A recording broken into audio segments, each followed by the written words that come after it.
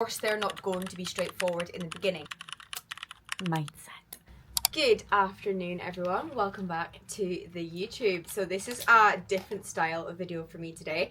So if you've been watching my previous videos, you know I'm a serial yapper. So I've got my coffee in hand, coconut iced coffee, stunning. But I've also got my laptop with me because I really want to remain on track for this video. So first of all, I got the Starbucks blonde roast Nespresso pods. If you can tell by my voice, I'm not sure. I'm sure it'll grow on me. It'll be a more relaxed video. As you can see, I'm literally sitting on the end of my bed and I'm going to talk through quite a few things that a lot of the girls I've been working with have asked me about, but also kind of what I wish I knew at the start of my fitness journey. So everyone who kind of follows me on social media, they will know my background, they will know my story, but I will give you a little bit of a whistle-stop tour of kind of my journey, where I started, struggles I've had, and different things as well. But as you can see in this here, I have a notes planner of exactly what I'm going to cover in this video. So sorry if you can hear any of the background noise. I do have my window open, although there is a storm. So a little bit more about my journey is I got into the world of fitness a couple of years ago. I was severely depressed, miserable, whatever you want to call it, everything in between. I hated what I saw in the mirror, you know, absolutely hated myself, hated going out, hated everything. I liked going out to get drunk, but I didn't like wearing clothes. I didn't like looking in the mirror at all. So you know, I had a lot of binge eating problems, drinking, partying all the time. Was dealing with my mum who passed away suddenly 6 years ago. So lots of other things in between that as well, relationships and yada, yada, yada. So you don't need to be my therapist, but just a little bit of background information. So one day I decided I was going to get an online coach. I had actually saw that Isabel Lewis, who you may know, I followed her on TikTok years ago. Like, I'm pretty sure I'm an OG follower. And I saw that she was coached by this guy. So anyway, I looked at her Instagram and I was like, do you know what? If he can make her look like that, then I want to look like that. And then the rest is history. So I started at 76 kilos, and now looking at my body, like I was 5 foot nothing. A lot of people have been replying to my stories recently saying I look tall. I do not look tall, but thank you. So I went through a 16-week fat loss phase. In that time, I lost 16 kilos. I went out 5 times in that period of time. Then I went straight into a bulk, and I bulked and bulked and bulked. I think I got up to 2,400 calories, which for me is a lot of food. Then I went into a 16-week fat loss phase for a casual photo shoot last year, and then I went into another bulk. Now, this wasn't very linear. I had a total of 8 weeks off for my varicose vein treatment, which I will cover in another vlog, but they're actually coming back. So I had about 8 weeks off due to my treatment. My food didn't get very high whatsoever in that time because that was 8 weeks of rest day food, and I couldn't train hard. You know, I had to kind of go back to basics with a lot of things. So wasn't the most optimal growing season, off season, whatever you want to call it, but it is what it is. It had to happen. It needed to happen. And, you know, we still made good progress in comparison to last year's photo shoot to this year's photo shoot pictures. So that is all good. Now, the reason I'm giving you my story is because I want you to know that I struggled so fucking much.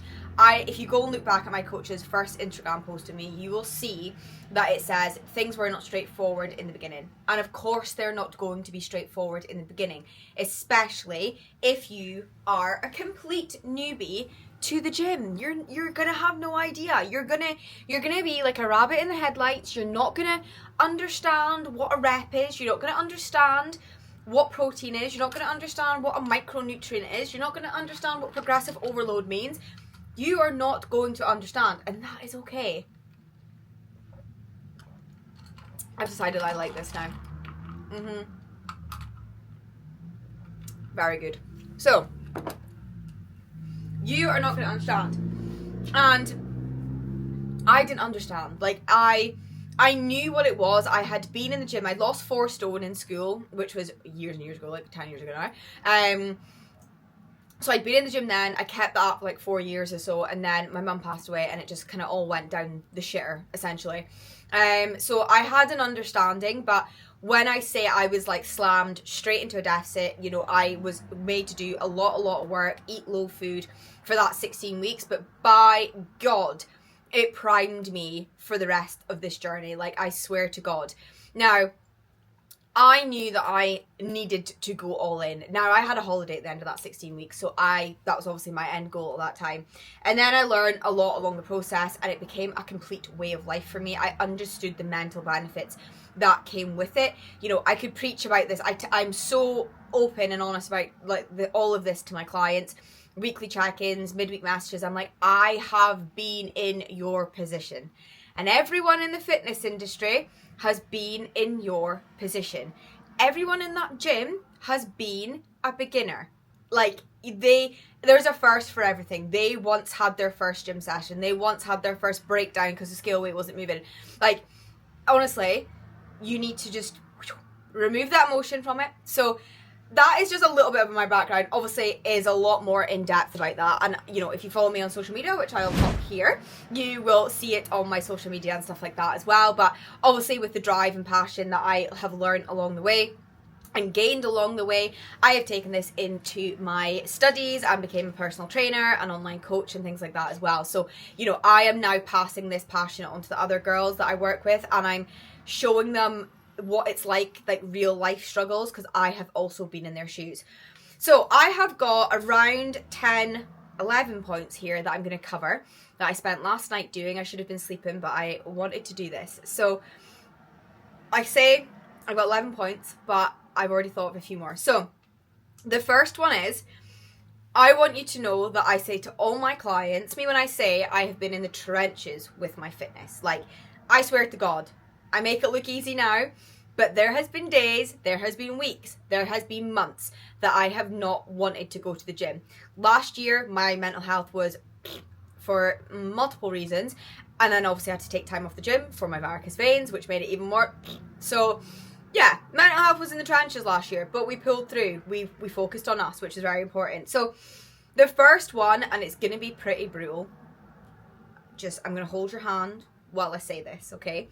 And I'm taking inspiration because I've used this to a couple of the girls before, but Emma Curran used this in her video the other day, or her podcast, and I have said it to a couple of the girls probably in the last 8 weeks.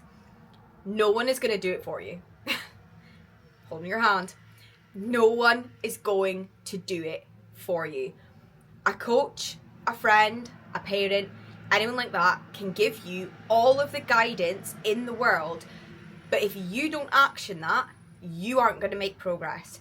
Now, I knew from day one with my coach, there was no BS, and that's what I loved.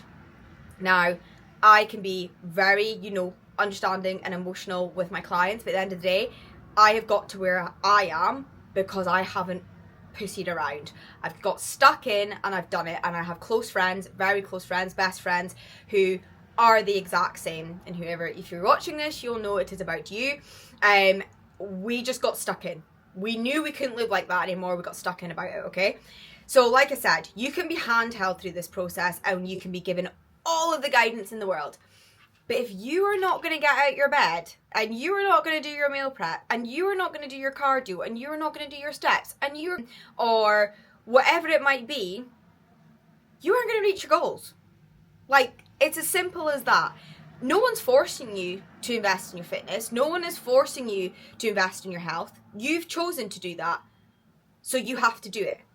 Okay, now there will be struggles along the way, absolutely. Everyone has struggles. It's like when you step out your comfort zone in anything, there are struggles. But that is why, especially if you're working with a coach, they are there to help guide you through it. But you can't mope around and moan and groan and whatever it might be, because you have chosen to do this. You have chosen to be better. And I always tell myself that. If I've had a bad week or a bad day or whatever it might be, I'm like, I am literally choosing to do this. I have free will.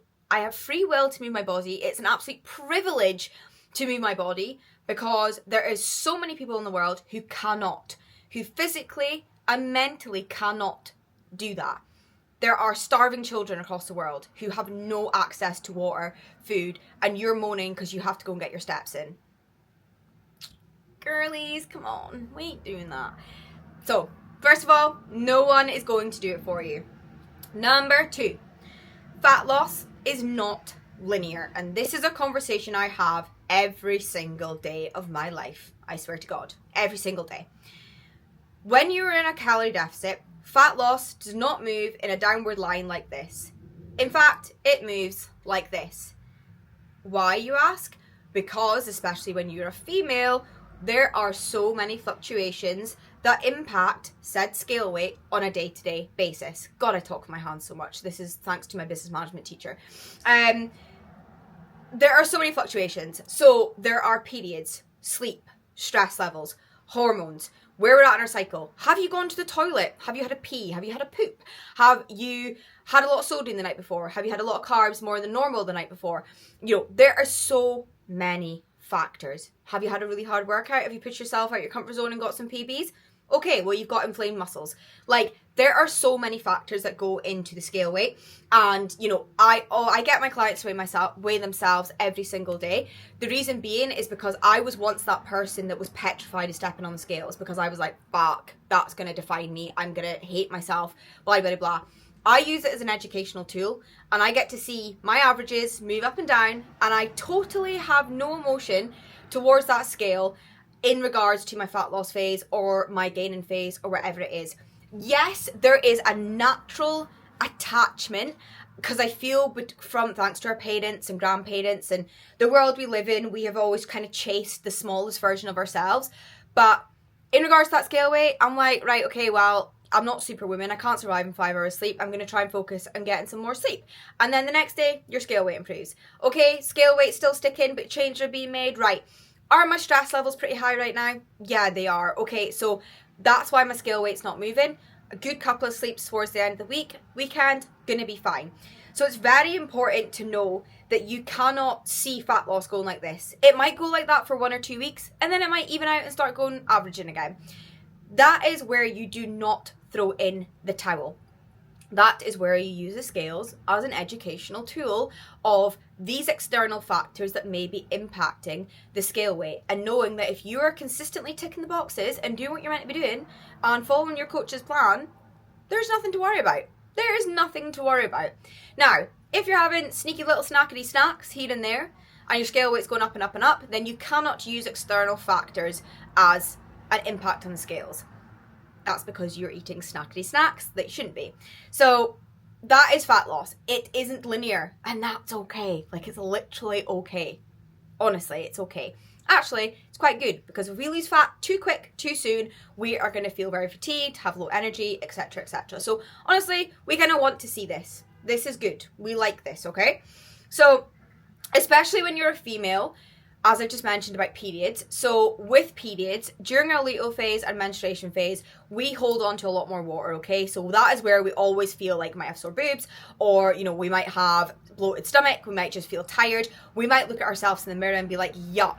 That is your hormones playing with you. That is not a reason to throw in the towel.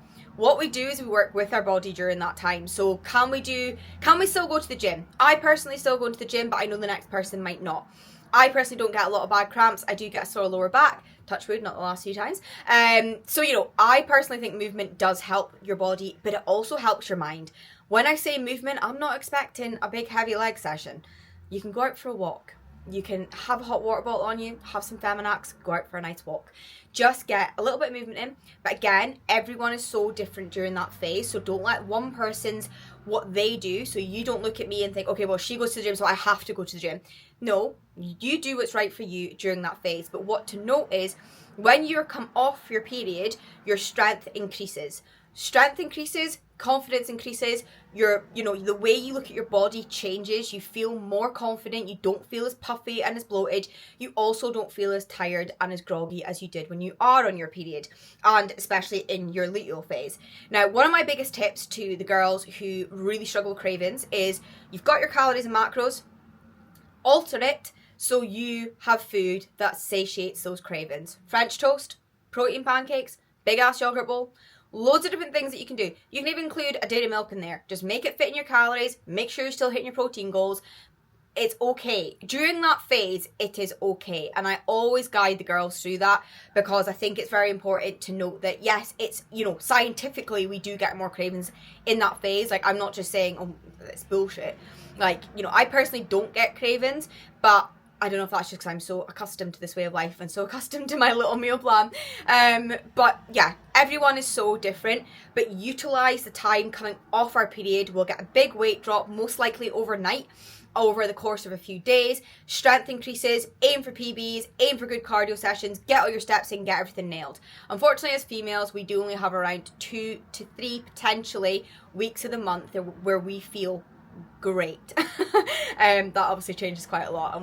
Our hormones, along with fat loss not being linear, this is why you do all forms of measure of progress. So this is why we do progress photos, measurements. How do our clothes fit? What are our strength improvements? How do we feel physically? How do we feel mentally? Did we manage to climb that flight of stairs without getting out of breath? They're all measures of progress, okay? So that kind of ties into number 2.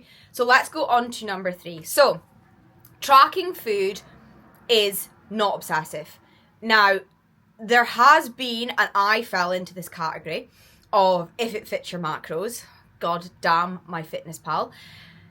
I fell into the category of this where I tricked myself into thinking it was obsessive because I had to log everything I was eating, and, you know, I wasn't feeling full and I wasn't feeling satiated. It's because I was tracking about 5 Freddos a day and a tub of Halo Top ice cream. So tracking food actually isn't obsessive. It's really, really eye-opening to understand what you're putting in your body.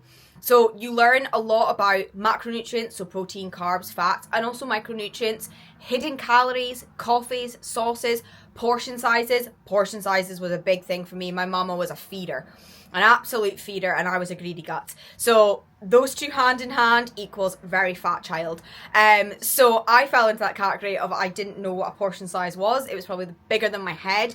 So it was very interesting to see, actually, this is what my body needs to survive and maintain. I don't need to be greedy, okay? So it's actually a really beneficial way to make sure that you're not losing fat too quickly, but also not gaining weight in a surplus too fast, to the point where gaining too much excess body fat at one time. Now, with this tracking food, if you're working with a coach, nothing more and nothing less, okay? Now, the reason that I'm saying this is because if you're working with a coach and you get given calories and macros and you spend weeks under eating those calories and macros, and your coach is like, okay, you need to eat more, because the reason that you get these calories is it's a baseline. Now, a coach can't make adjustments off that baseline or to your training plan or anything like that until you eat those full amount of calories, because if we bring those calories down, you're still not going to make any progress because you're already eating potentially under that. So it's really important to eat these calories and, you know, enjoy the food. Enjoy the food. Food equals fuel. Food equals energy.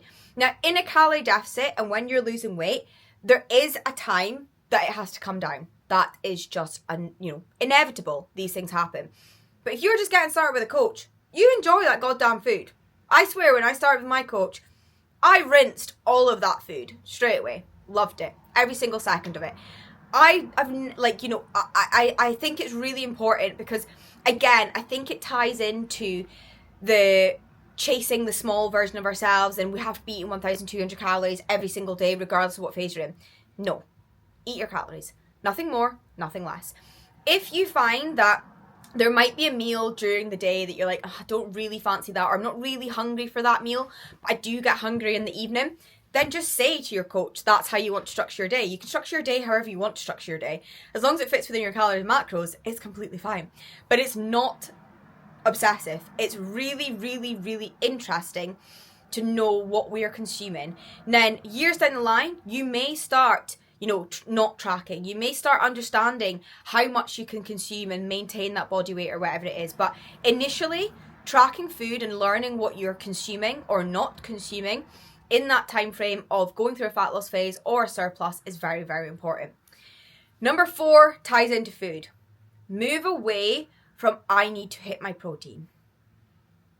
Please move away from that mindset. The reason I'm saying that It is very important. I'm not saying it isn't, and I'm going to touch on that. But we are surrounded by a world that is protein labeled everything. Protein pepperami. I'm sorry, what? Protein pepperami. I just can't believe it. I said it in a check-in this morning, to be honest. So I encourage everyone to get their protein from whole foods. Now, for the first fat loss phase, I never supplemented protein once. I had whole food, chicken sausages, chicken, mince, bacon, etc. I incorporated all of this into my diet and still got over 130 grams of protein. To this day, I only supplement protein powder once on a training day and a small amount on a rest day, and I'm still getting over 130 grams of protein. Now, if I said to my coach, I don't want to do that anymore, he would easily just bump up my chicken macros. That's all he would do. You do not need to be eating protein labeled foods all the time. 1, you're wasting your goddamn money, and 2, it tastes like shit.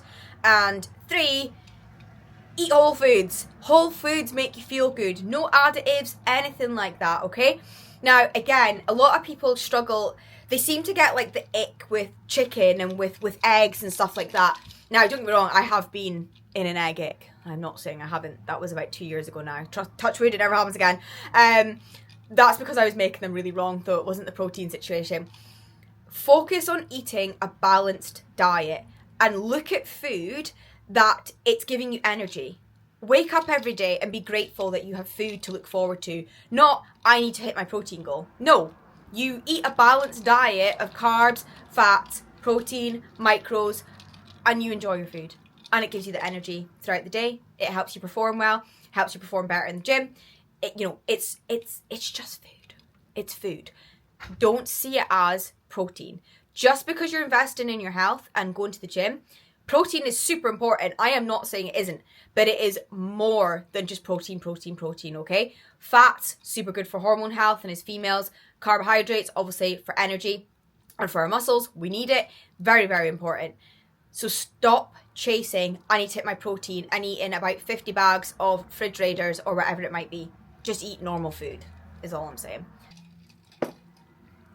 So, number 5, stop chasing quick fixes.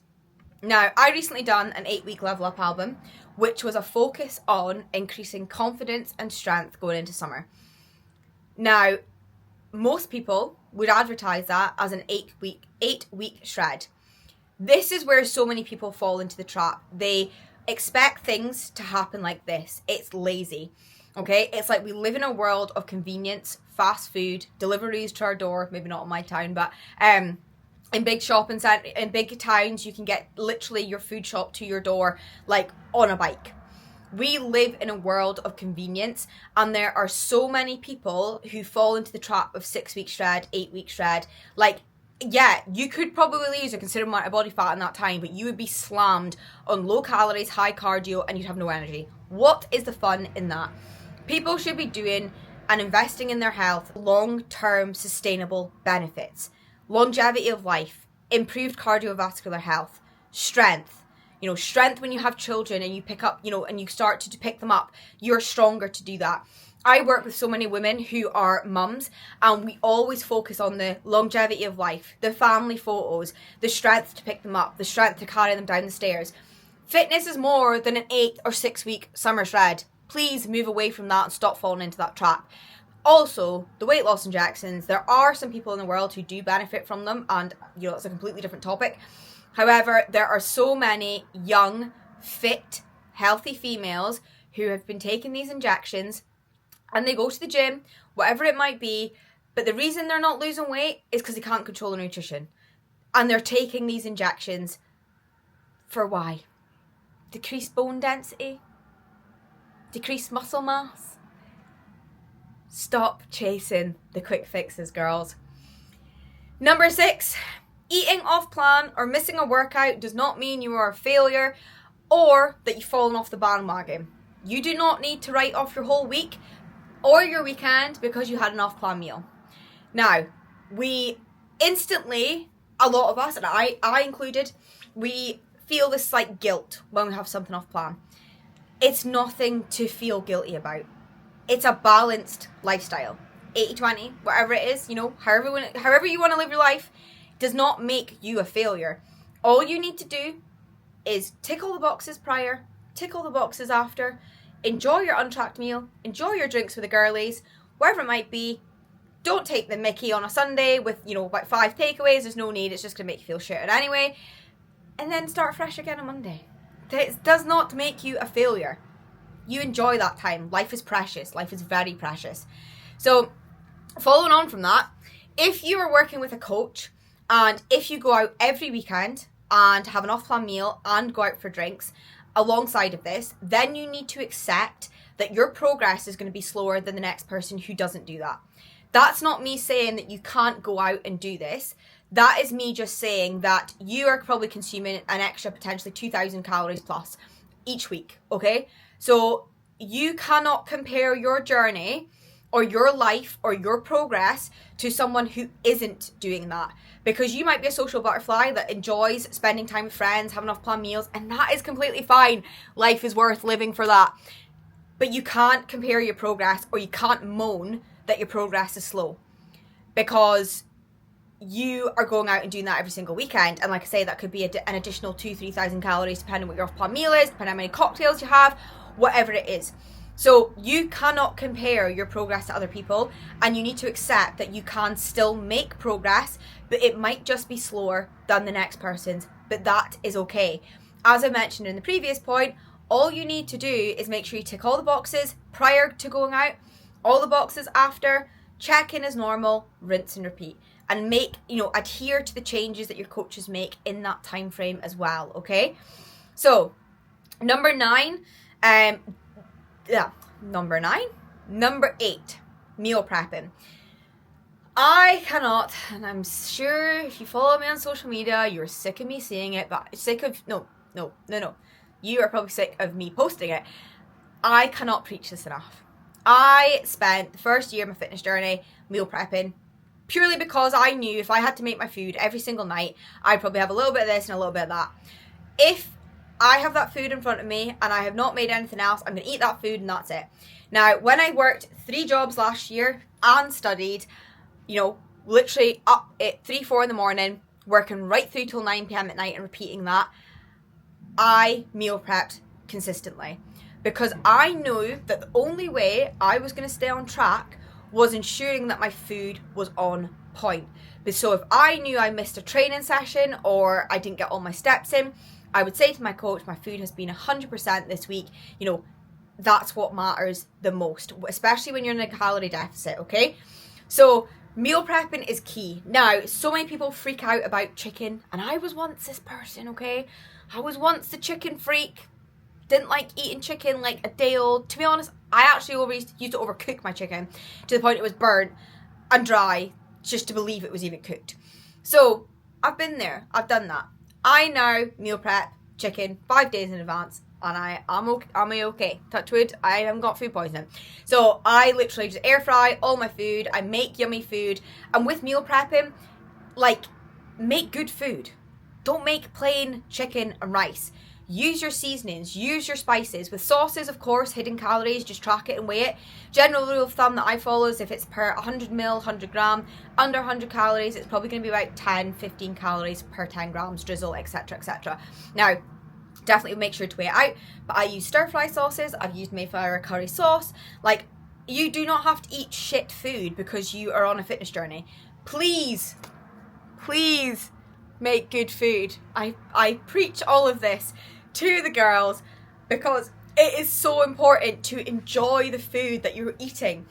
And with that, if you're a very busy person, I personally eat the same thing every day, and I have done for a long, long time. Now, the reason that I do that is it takes the decision fatigue out of it, and 2, I actually don't have time to think about it. I don't have time to be making 100 different meals. I eat 6 meals a day, don't have time to be thinking of different things to make. But what I suggest to the girls, and I've said this in a previous video, is pick, think of like 8 meals that you love, absolutely love, tried and tested. And what to do is rotate one for lunch one week, rotate one for tea the next week, the same week, switch it over the next week, switch it over the next week, switch it over the next week, switch it over the next week, and revert. Honestly, if you are a busy person, meal prepping takes the decision fatigue out of it. But also, if you're not a busy person, when you are starting a fitness journey, your motivation's down here, okay? Your motivation and your discipline all the way down here because you've not spent the time building that habit. So if you are someone who can't be bothered, feeling a little bit lazy, the last thing you want to do is cook a freaking meal from scratch. So spend some time at the weekend doing some meal prepping, whether you prep for 3 days in advance or whether you prep for 4 or 5 days in advance. Set some time during the week, a Wednesday evening, to do some meal prepping for Thursday, Friday, potentially Saturday, or do all your home cooked fresh stuff on a Saturday. Like, it's not hard. And once people realize that when you have your nutrition nailed, fat loss, easy. Easy peasy. Yes, going to the gym is difficult. Yes, going to do your cardio is a bit of a thought. Blah, blah, blah. But honestly, the hardest part of a fat loss phase and a growing phase is keeping your nutrition in check. And that is what matters, okay? So meal prepping, like, literally, everyone I know and everyone who's watching this will know that I love it so much. So following on, obviously I've talked a lot about working with a coach. Now obviously I'm a coach, it's not a sales plug, but following a structured plan seriously helps. Knowing when you have set training days, so Mondays legs, Tuesdays upper, whatever it is, you do this week in, week out and nothing changes. Following a structured plan means you can go into the gym, you know what you're doing, you know what machine to go to, you know how to perform the exercise. If you don't know how to perform the exercise, you simply ask your coach, you trial and error, you send form footage and stuff like that. But I used to follow like Whitney Simmons YouTube videos. Don't get me wrong, me and my friend from work at the time had a ball. We loved it. We absolutely loved it. We used to do that, then do a circuits class on a Friday morning, and we had a great time. However, I wasn't making any progress. Like I didn't know what a glute max was. I didn't know what glute med was. I didn't know what an adductor was. I didn't know what a rear delt was. You know, I didn't know how to target specific muscle groups. So following a structured plan and working with a coach allows you to understand that, and you know when you're doing what. Now, with that being said, another conversation I've been having a lot recently is when you get given a plan, as I've just said there, set days in the week that you're training X. So I know every Monday I train legs, every Tuesday I train upper, every Wednesday is a rest day, every Thursday is legs, every Friday is upper, and every Saturday is legs. That is my plan, week in, week out. If I'm going away or I have plans on a Saturday, I still get that done because my goals mean a lot to me. And I know that I don't like not ticking the boxes. And I know that ticking the boxes gets me one step closer to where I want to be. Okay? So following a structured plan really, really helps you do that. And also, if you're working with a coach, you know, your goals should mean a lot to you. Therefore, you have to try and work with them and make it work too. So setting these structured days and plans really, really, really help. And I've been having like a lot of conversations with girls recently where they've kind of just been going in and doing it as and when. So I've been making tables and being like, okay, well, does this fit into your schedule? Monday you'll do upper, Tuesday you'll do X, Wednesday you'll do meal prepping, etc. And it just takes that overwhelming thought out of when they're training what and puts it on pen to paper. Because sometimes you get a plan and you're like, whoa, that's a lot of information. Don't know how to digest it all, but that's what we're here for, guys. Coaches help you do that, okay? And also allows you to kind of track your strength increases, so progressive overload, habit trackers and stuff like that. You know, there's a lot about having a structured plan, okay? So, number 8. No, where am I? Number 10? I think I'm number 10. Discipline. When you start your fitness journey, your discipline is in the gutter, okay? Depending where you're at in your journey, you might already be an advanced gym goer, your discipline might be up here. But if you are new into the fitness world, your discipline is down here because you have consistently lived in your comfort zone. So with that, discipline takes action over time. So I am very disciplined because I have spent years doing things that make me disciplined, okay?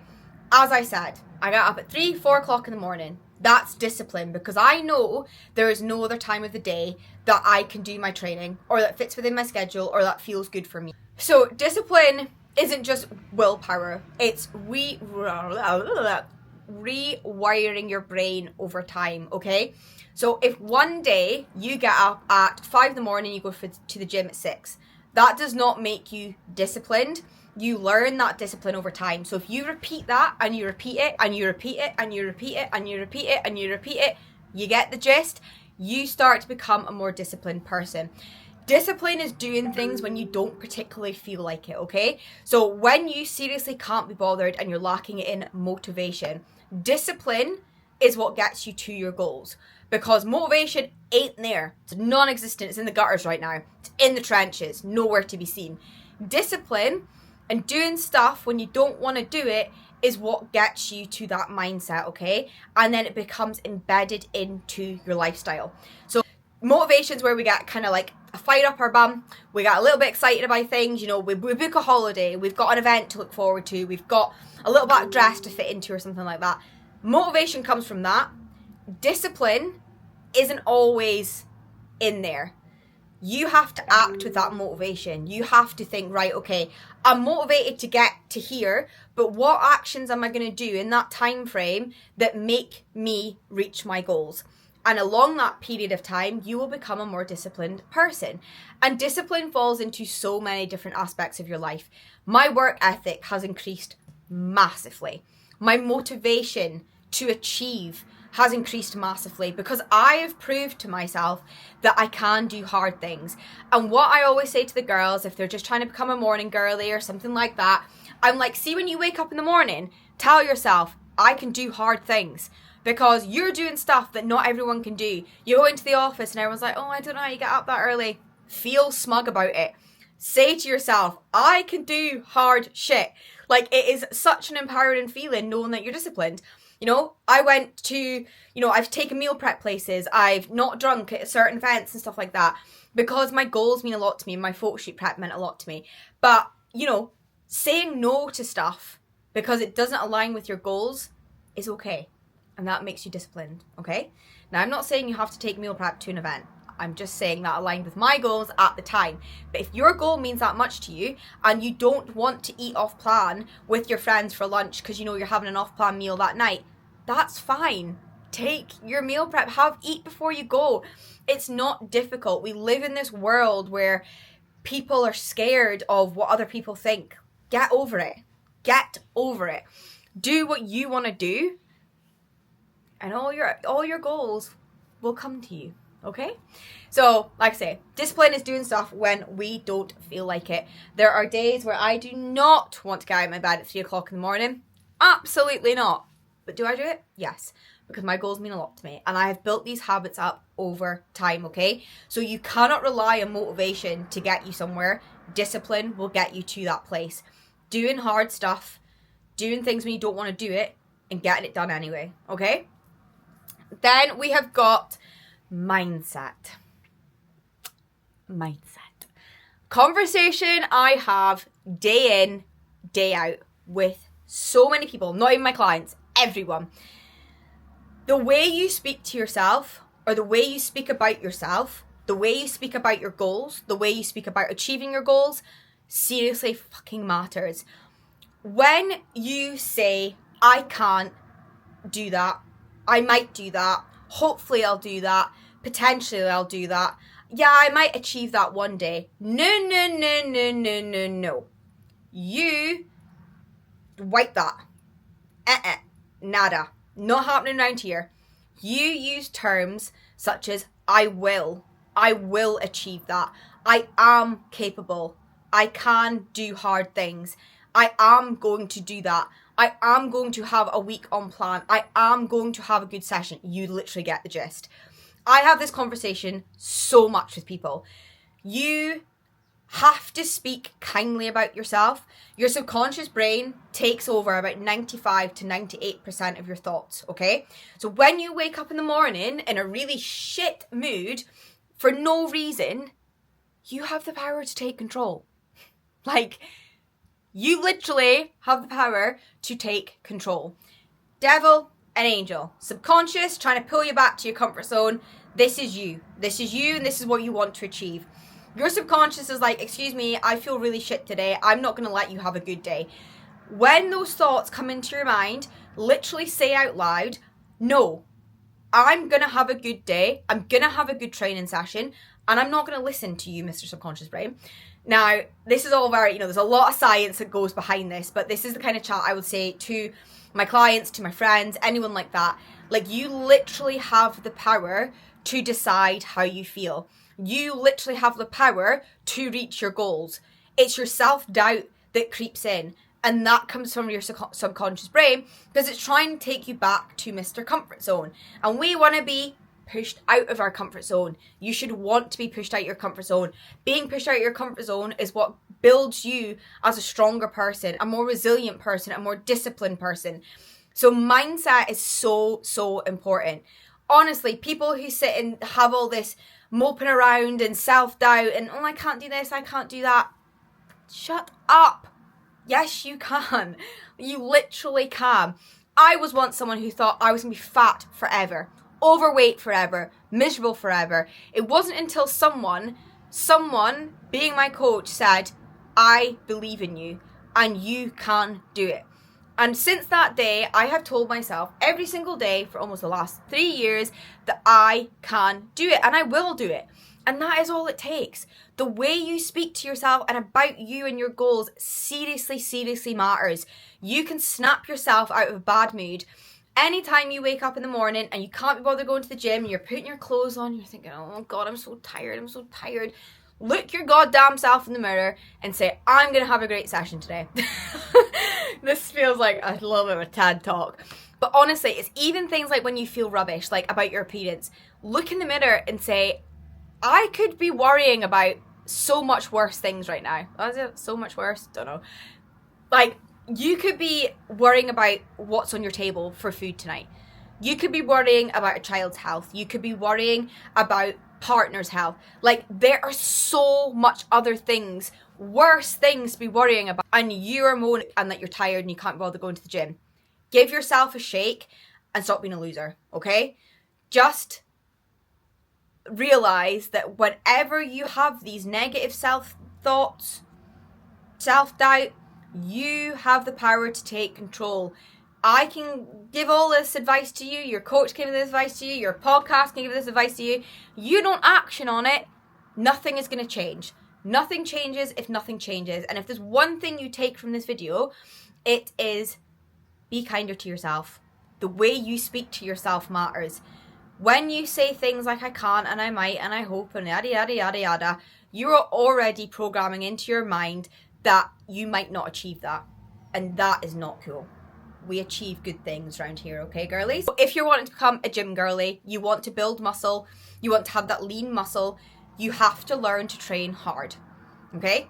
If you're working with a coach, send them form footage, ask how to do things, accept that they might come back and say, you had 2 or 3 more there easily. We don't build muscle, we don't get, sexy lean muscle in our comfort zone. We have to train hard. We have to progressively overload 1.25, 2.5, 5 kilos, here and there. It doesn't have to be crazy, okay? But if you want to build that sexy lean muscle, you have to train hard. Going to the gym isn't just showing up and using some machines and going home again. Especially if you have a structured plan. Utilize it as much as possible. Send form footage back and forth to your coach.